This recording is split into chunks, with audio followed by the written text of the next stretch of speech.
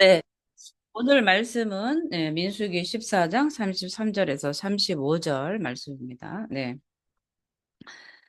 이 이스라엘은 하나님의 약속을 저버렸어요. 가나안 땅, 젖과 꿀이 흐르는 땅을 주신다는 그 약속을 거부함으로 인해서 하나님 앞에 패역한 족속으로 남게 되었고요.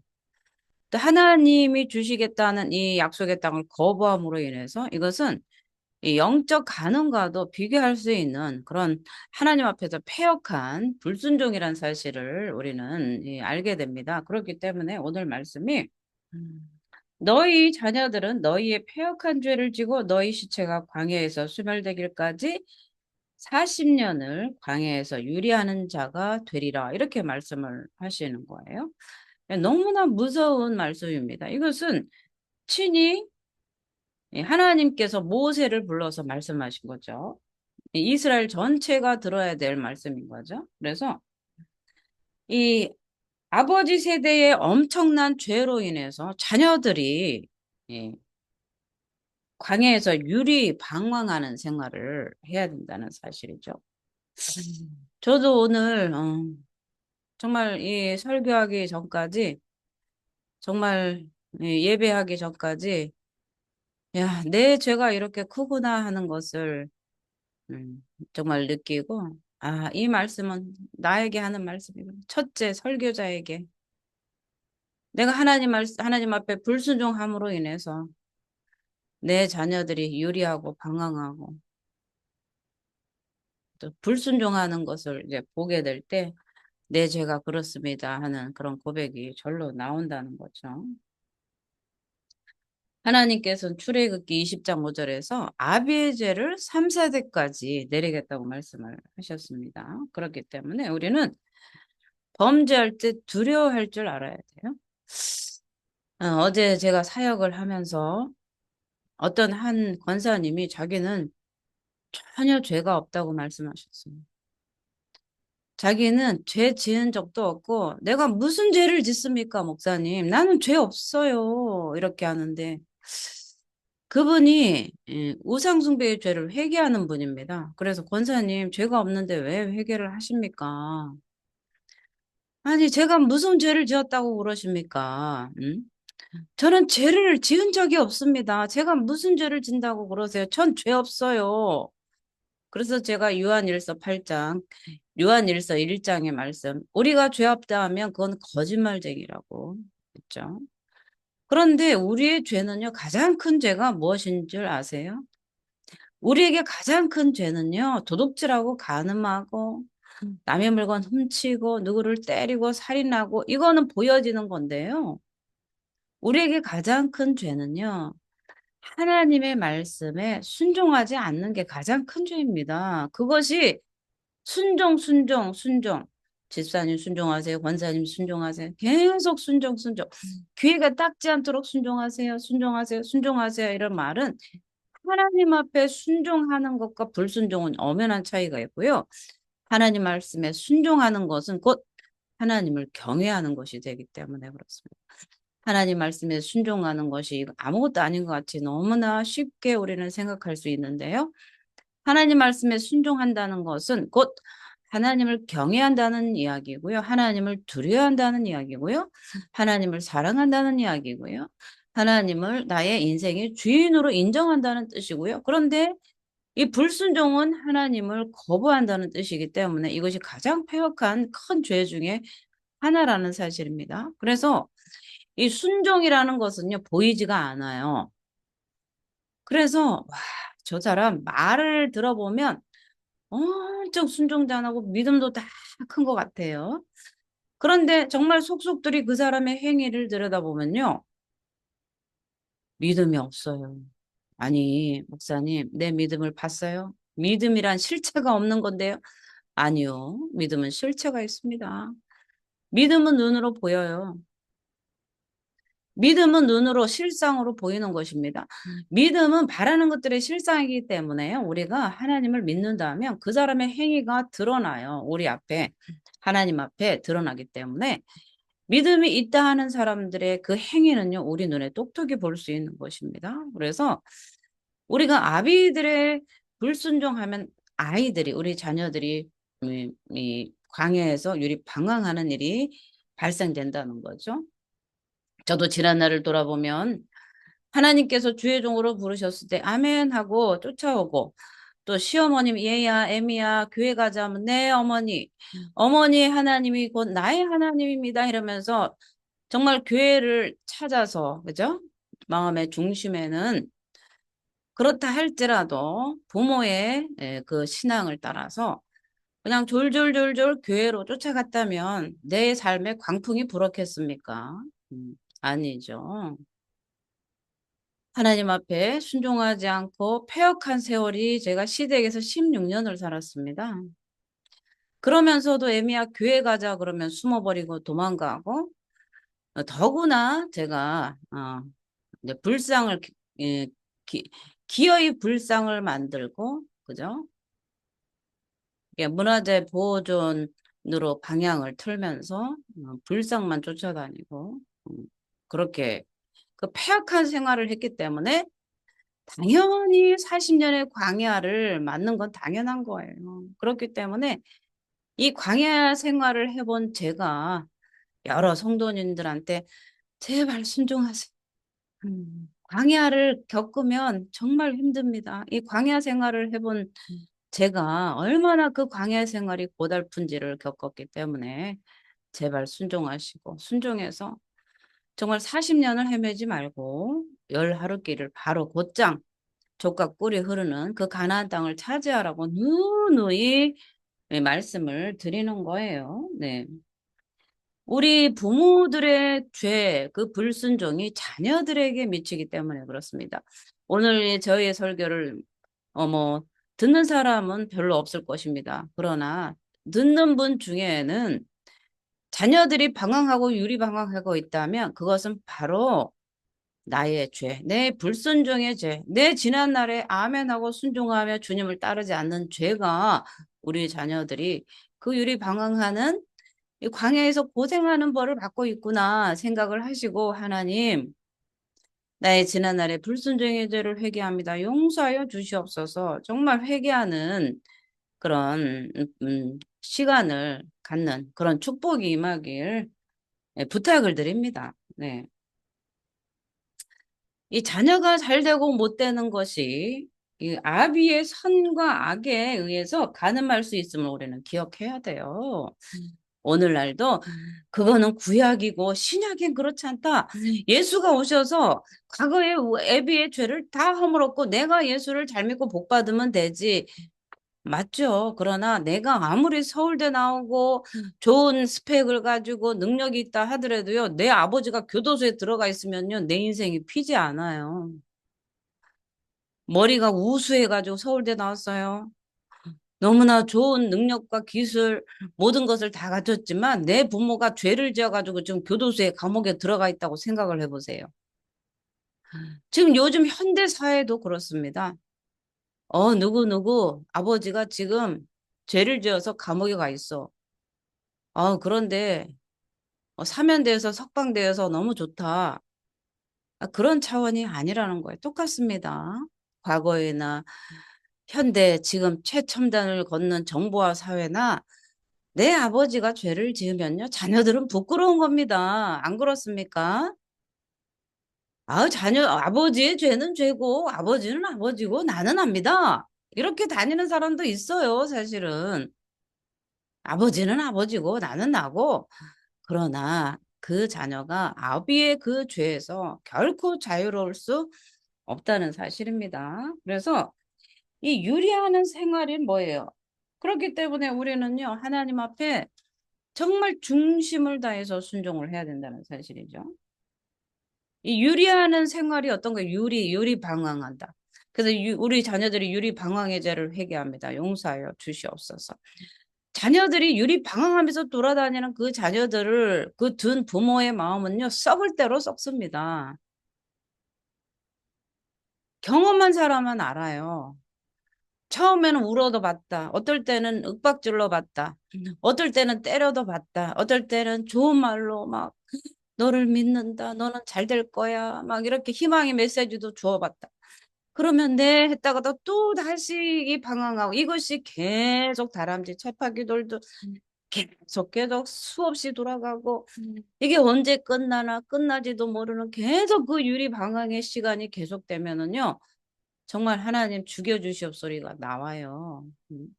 이렇게 살아서 뭐하나. 회의가 오고요. 그래서 그래도 하나님께서 맡겨주신 자녀입니다 하면서 울어도 받다가 어떨 때는 호적을 확 하고 싶다가 뭐 별의별 생각이 다 들지 않겠습니까? 그런 것들이 우리 자녀들이 유리 방황의 이 생활은 누구로부터 온 것이다? 부모의 불순종. 하나님이 주시만 그것을 하나님의 모든 것들을 거부했을 때 내가 너를 이렇게 사용하기 원한다. no, 하나님 지금은 때가 아닙니다. 응? 이렇게 하면서 거부한 그런 것들이 다 불순종으로 하나님 앞에는 다 들려진다는 사실입니다. 그래서 이 유리하는 생활이 터전없이 돌아다니는 거야. 동가숙 서가식 하는 거예요. 오늘은 동해 가서 자고 내일은 서쪽에 가서 먹고 어디서 사는지 누구와 사는지 이런 이 방황의 세월, 이 유리 방황이 이게 40년의 광야의 생활입니다. 광야는 주소가 없어요. 그죠? 우리가 군대에 가서 말뚝 박으라면 그 말뚝 박는 데가 주소지가 되는데 말뚝을 못 박는 게 유리 방황의 이 40년의 세월이 말뚝 못 박는 것이 광야입니다. 그렇죠? 그래서 인간의 삶은요, 삶의 터전이 있어야 행복할 수 있는데 그런 터전을 잃어버린 거예요. 과거에 하나님께서 창조하신 그 창세기에도 우리가 보면 하나님은 에덴을 삶의 터전으로 만들어 놓으셨습니다. 그런데 이 삶의 터전을 잃어버려서 이 에덴 동산에서 쫓겨남으로 인해서 방황하며 유리하는 생활이 우리 인간에게 주어진 것이죠. 과거에도 아담과 이브에게도 그 삶의 터전에서 쫓겨나서 방황했던 그 불순종의 그 결과, 죄악들이 오늘날 우리에게도 하나님의 말씀에 불순종했을 때는 방황하는 그런 시간을 맞닥뜨려야 된다는 사실입니다. 하나님은 우리에게 아름다운 터전을 주셨어요. 예수 그리스도를 믿고 그 말씀대로 지켜 행하면, 그죠? 모든 복이 임할 텐데 그러지 못한 것이죠.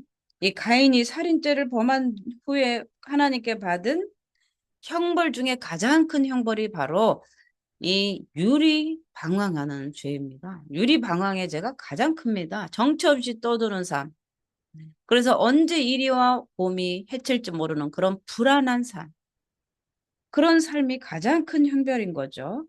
우리가 창세기 4장 12절에도 가인이 받은 형벌 중에 가장 큰 것이 바로 유리 방황하는 그런 벌이었습니다. 우리가 이 세상을 살아갈 때에도 환란이 오거나 어려운 일이 닥쳐와도 용기와 기쁨을 우리가 가질 수 있는 것은 하나님 나라의 소망이 있기 때문에 그것이 터전이 되어서 우리에게 든든한 버팀목이 되어주는 거죠. 그렇기 때문에 우리의 삶을 빼앗기는 것은 너무나 불안하고 유리방황하는 거죠. 하나님께로부터 받은 터전을 빼앗기는 불행한 죄인이 되어서는 안 된다는 거죠. 우리가 오늘날도 풍랑이 오고 바람이 불지만 그래도 소망이 있고 할렐루야 울면서라도 주님 앞에 기댈 수 있는 것은 하나님의 나라의 그 터전이 우리 안에서 이렇게 흔들리지 않도록 때로는 요동칩니다. 그러나 뽑히지 않는 바람이 불고 창수가 나고 비가 와도 흔들리지 않은 이 반석 위에 우리를 세워주셨기 때문에 우리는 정말 힘이 들 수도 있어요. 어떨 때는. 그러나 홍수가 오면 힘이 들죠. 그러나 우리는 그 반석 위에서 힘을 가지고 살아갈 수 있는 것이죠. 이 하나님의 뜻을 거역하는 패역한 죄를요. 이스라엘 중에 철저히 없애고자 하셨습니다. 하나님은 이스라엘을 미워서 그런 것이 아니라요. 가나안 땅에 들어가서는 영적 싸움을 해야 되는데 이런 불순종을 가지고 어떻게 가나안 땅에서 하나님 나라를 이루며 살 것인가 하는 하나님의 고민이 있었지 않겠습니까? 그렇기 때문에 이 이스라엘에게 있는 불순종을 완전히 철저히 빼내셨어야 되는 거죠. 그래서 이들을 불 속으로 넣어서 연단을 시켜야만 이 불 속에서 이 불순물이 빠지고 불순종이 빠지고 순종의 그 거룩한 백성들로 하나님 나라 제사장 나라로 세워질 수 있었던 것입니다. 그렇기 때문에 하나님께서는 이스라엘을 광야에서 훈련시키신 거죠. 그래서 우리가 받는 광야의 훈련도요, 사실은 불순종의 훈련입니다. 우리를 뭐 대단한 사람 만들기 위해서 훈련시킵니다. 이렇게 말은 좋게 하지만, 네 속에 뭔가 불순종이 있구나. 그래서 하나님께서는 너 안에 있는 불순종을 빼려고 광야로 보내신 거야. 이렇게 말하는 게 정답이에요. 근데 그것을 정확하게 말해주고 빨리 그 광야에서 벗어나기를 우리가 기도해야 되는데, 크게 쓰기 위해서 하나님께서 훈련시키니까 감사하세요. 그러면서 그냥 광야 속에 쭉 머물러 있게 하는 거, 이건 옳지 못해요. 그죠? 왜 하나님께서 나를 광야로 던졌는가를 빨리 깨닫고 회개하고 하나님 앞에 완전히 항복하고 순종할 때 하나님은 광야에서 건져내서 가나안 땅으로 빨리 속히 들어갈 수 있도록 인도하신다는 거죠. 그래서 우리 인간은요, 스스로 구원받을 수 없는 나약한 존재입니다. 그래서 인간을 구원시키는 것은 인간의 자신이 힘이나 선행이 아니고 하나님의 용서하심으로 우리는 구원을 받는 거예요. 그래서 우리 인간이 회개함으로써 구원을 받을지라도 죄에 대한 형벌은 피할 수가 없는 것입니다. 사실은. 오늘날도 이 우리나라 대한민국 헌법에 위배되면 다 교도소에 가 있잖아요. 구치소에. 뭐 역대 대통령도 지금 구치소에 들어가 있지 않겠습니까? 죄를 지은 자는 형벌을 피할 수 없어요. 그것이 정말 잘못된 판결이라 할지라도 죄인이라는 이름에는요 반드시 그 프리즌 감옥에 들어가서 그 형벌을 받아야 되는 거예요. 아무리 거기 안에서 회개합니다, 회개합니다, 잘못했습니다, 반성문을 쓰고 탄원서를 써도 그거에 대해서 어떤 형벌에 대해서 약간의 감형이 있을 뿐 그 죄의 형벌은요 그 사람이 끝까지 받아야 된다는 사실이죠. 우리가 잘못 알고 어제 그 한 권사님이 나는 죄 없습니다, 목사님. 저는 죄가 없어요. 전 죄 지은 적이 없습니다. 제가 무슨 죄를 지겠습니까? 그러면서 계속 자기는 죄 없다고 하는데 그 죄 없다고 하는 것이 그게 죄입니다. 그래서 죄 없다면 거짓말입니다. 그래서 그 거짓말이 죄입니다. 라고 했어요.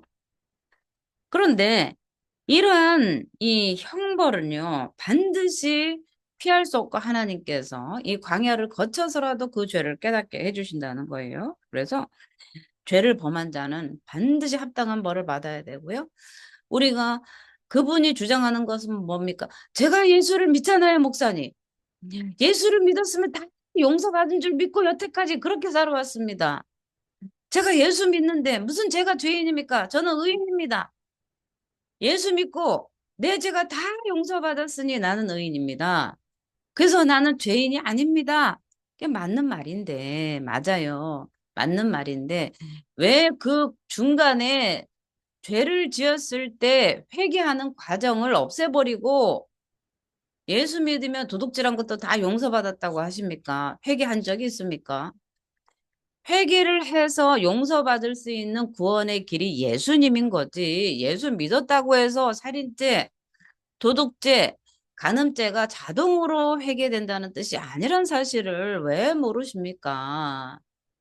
예수를 믿어도 내가 지은 죄는 회개를 해야 됩니다. 회개하지 않으면 그 형벌에서 면할 수가 없고 또 회개했다 할지라도 그 죄에 대한 대가는 받아야 됩니다. 그래서 도둑질을 했다면 그 도둑질을 한 것을 물어주고 도둑질한 물건에 대해서 손해배상까지 치러야지 그 죄가 사라지는 것이고 그렇다 할지라도 돌려줬다고 해서 형벌이 다 끝난 것은 아닙니다. 형벌은 받아야 됩니다. 이렇게 얘기를 했는데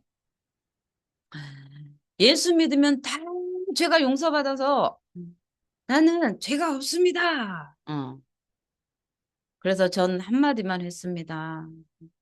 맞습니다. 예수 믿으면 모든 죄를 용서받는데 그 용서받는 그 조건에는 반드시 내 죄를 하나님 앞에 고백하고 회개해야 된다는 그 과정을 생략하시면 안 됩니다.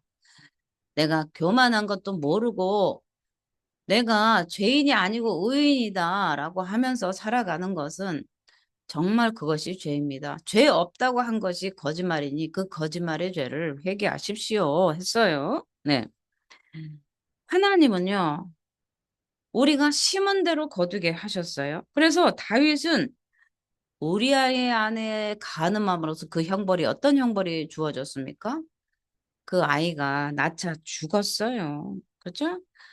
그리고 우리아의 아내를 간음함으로 인해서 어떤 벌을 받았습니까? 압살롬에 의해서 그 왕의 직위를 박탈당하고 도망다니지 않았습니까? 다윗과 같은 위대한 사람도 죄에 대한 형벌을 피할 수가 없는 거예요. 그렇기 때문에 우리 인간은 자신의 행위대로 거둔다는 거예요. 그죠? 그러므로 갈라디아서 6장 7절 8절입니다. 이건 신약입니다. 제가 구약을 한다고 해서 구약에 빗대어서 율법주의자로 제가 설명을 하는 게 아닙니다. 율법주의가 아니고요. 우리는 율법을 지켜야 됩니다. 사실은. 갈라디아서 6장 7절 8절에도 사람이 무엇으로 심든지 그대로 거두겠다고 기록되었으며 육체를 위해서 심는 자는 육체로부터 썩어진 것을 거두고 성령을 위해서는 심는 자는 성령으로 영생을 거두겠다고 기록되어 있어요. 그렇죠? 그렇기 때문에 우리가 무엇을 심느냐에 따라서 우리는 그것을 열매로 취할 수 있는 거예요. 그래서 우리는 이 죄악을 범할 때요, 정말 두렵고 떨어야 됩니다. 음. 그래서 우리가 부지 중에 지은 죄들을요, 하나님 앞에 낱낱이 회개할 때, 그때 예수 그리스도의 보혈의 피가 우리에게 효험이 있는 것이지, 예수만 믿으면 죄를 지어도 죄 없음, 죄 없음, 자동으로 기계가 와서 싹싹 밀어줍니까? 네? 우리의 죄를 싹싹 자동으로 지워주는 게 아닙니다. 우리가 이 죄를 어떻게 해결할 방법이 없었어요. 그런데 그 방법을 우리에게 제시해 주신 것이 바로 그 방법이 예수 그리스도인 거예요. 예수 그리스도의 보혈의 피를 의지해서 내 죄를 가지고 그분한테 가서 고백을 하면 그 예수 그리스도의 그 보배로운 피가 나를 위해서 희생이 되어 주시고 대속물이 되어 주신다는 거지. 중간을 생략하고 예수만 믿으면 내 죄는 다 용서받았습니다. 믿습니다. 이렇게 해서 죄가 사해진다는 게 아닙니다. 우리는 이것을 철저히 알아야 됩니다. 그 권사님이 연세가 80이 됐는데 그렇게 살았다는 거예요. 예수 믿으면 죄가 다 용서받는다고 그래서 믿습니다. 내 죄를 용서해 주신 줄 믿습니다. 이러면서 80평생을 사셨는데 그러니까 죄 없습니다. 나는 죄인이 아닙니다. 아니 권사님 죄 안 지으세요? 죄 지은 게 없습니다. 그럼 수근수근 비방도 안 합니까? 합니다. 거짓말은 안 합니까? 합니다. 그게 죄입니다. 근데 예수 믿으면 제가 용서받는다고 해서 저는 그래서 모든 죄가 다 용서되었습니다. 그러면 권사님 그거에 대해서 회개하셨습니까? 회개는 안 했지요. 예수 믿고 다 용서받았는데 무슨 회개입니까? 아이 그러면은 그 우상숭배죄는 왜 회개를 하고 있습니까? 그것도 하지 말아야지. 그랬더니 아이고야 나는 그렇게 살았습니다. 이런 분들이 너무 많아요. 우리가 오늘 하루도 분노하고 혈기 부리고 누군가 싸움과 다툼이 되었다면 그것을 회개해야 돼요.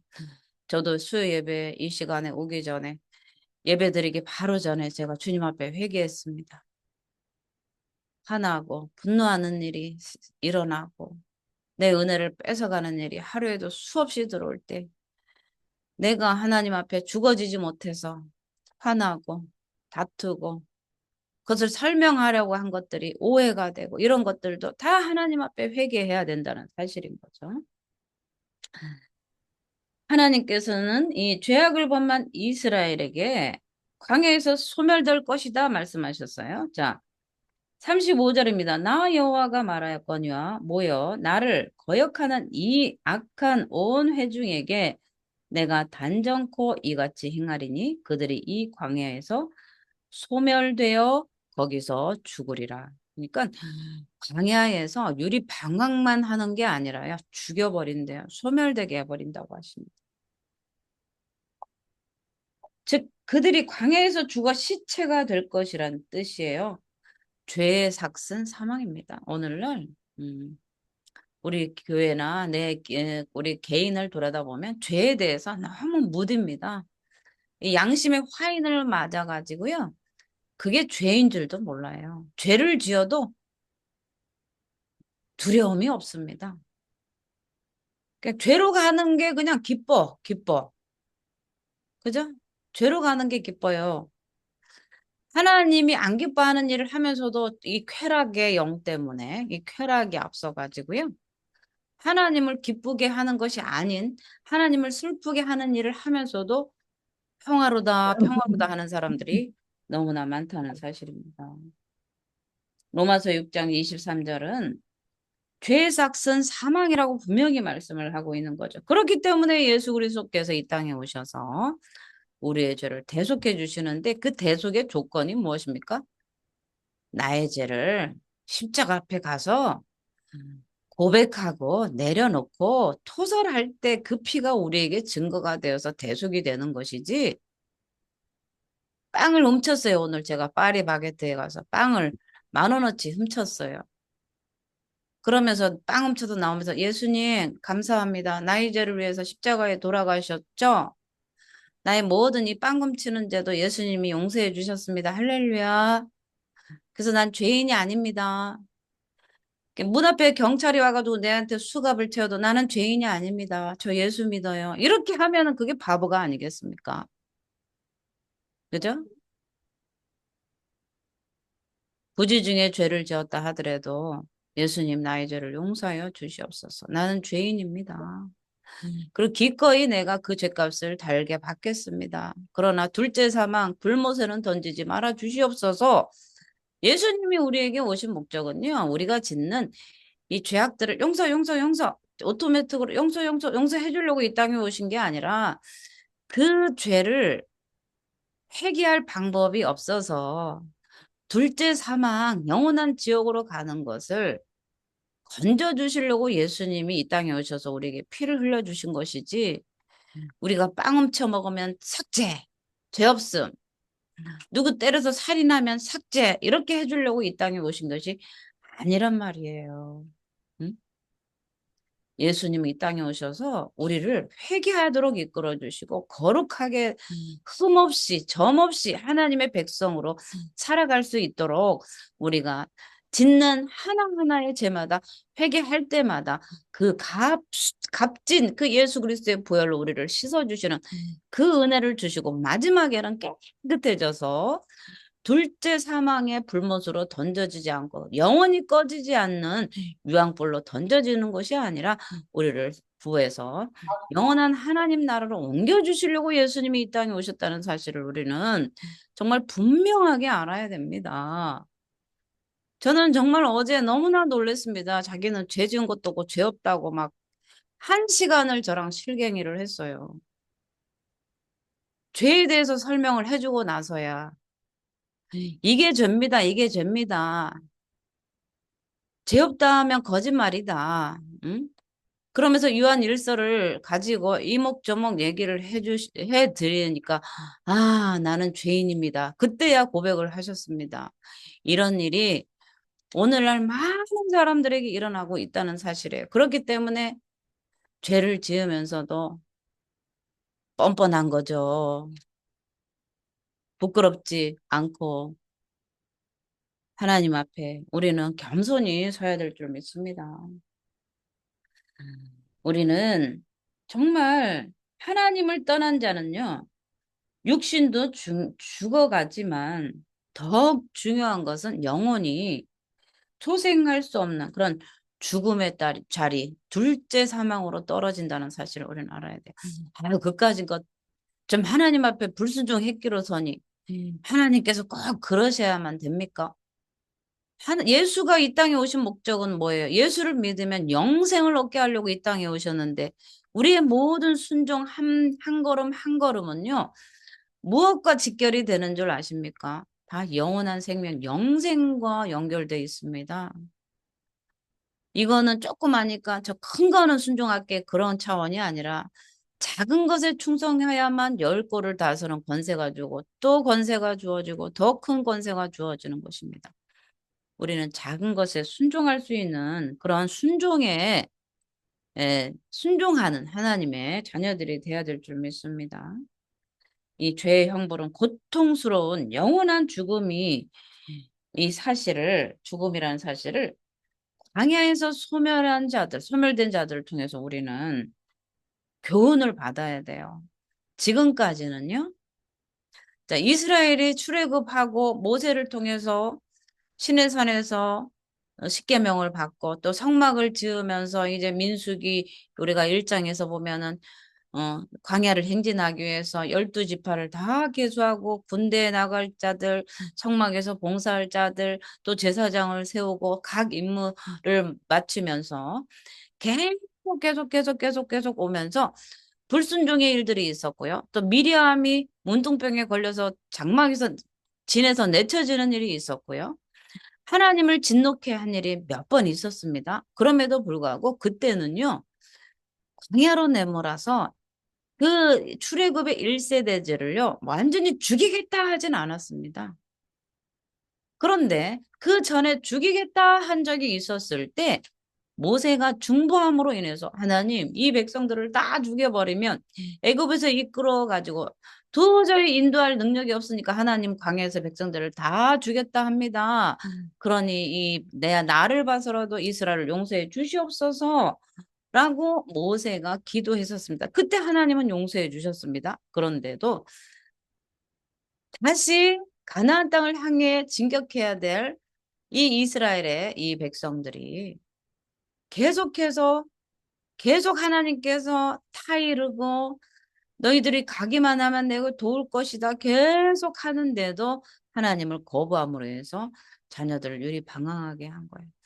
저도 하나님께서 인도하시는 그 땅이 있었습니다. 그 땅이 있었는데 제가 계속 거부함으로 에딘버러로 가라, 에딘버러로 가라. 가서 웨슬레의 부흥을 일으켜라 했을 때 아이고 하나님 내 꼴을 보세요.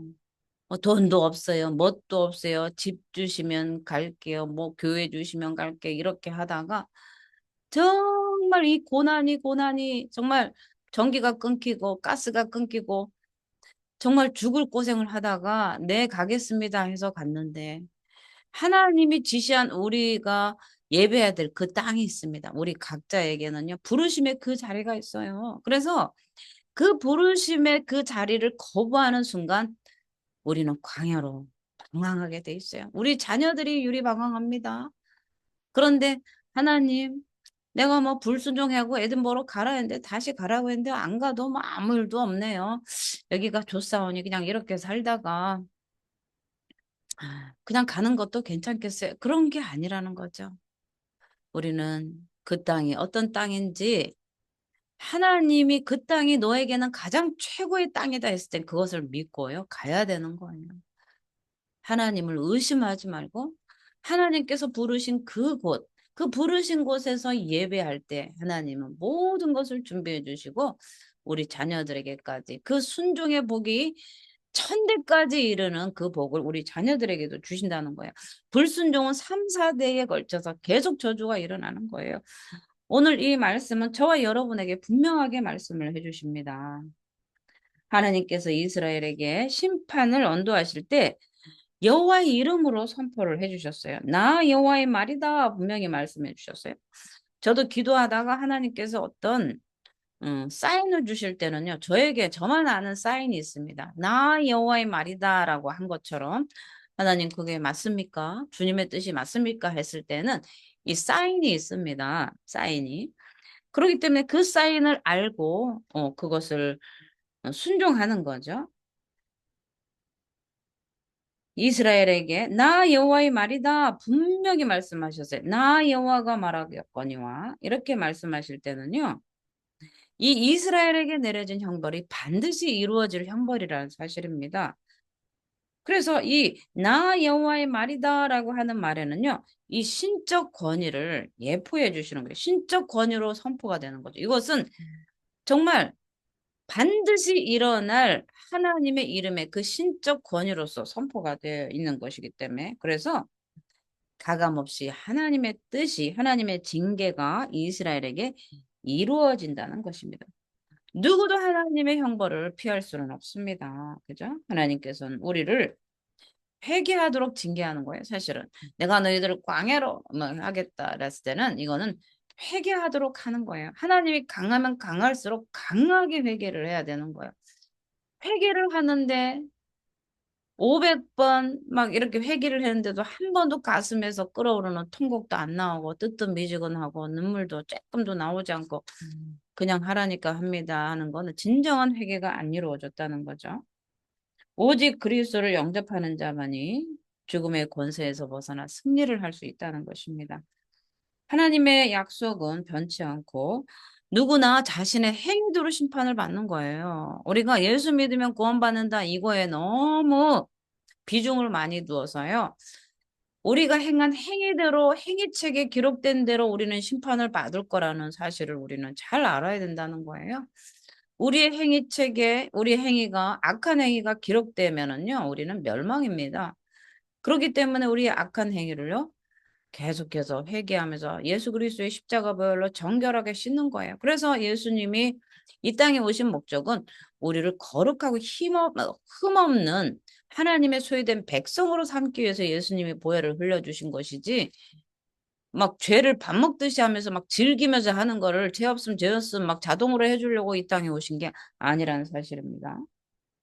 하나님의 약속은 변치 않고 누구나 자신의 행위대로 심판을 받게 됩니다. 그래서 우리는 하나님의 약속이 반드시 이루어질 것을 믿고, 그러니까 약속된 축복도 이루어지지만 우리 악한 행위를 심판해서 둘째 사망의 불못으로 던지겠다는 그래서 하나님께서 이러이러한 자들 우상 숭배자, 점술가들, 음란한 자, 거짓말하는 자, 악한 자들은 둘째 사망 불못으로 던지겠다는 이것도 바로 약속입니다. 그렇기 때문에 우리는 하나님을 전적으로 신뢰하고 오직 하나님만 사랑하고 오직 하나님만 예배하는 하나님의 거룩한 백성이 되어야 된다는 거죠.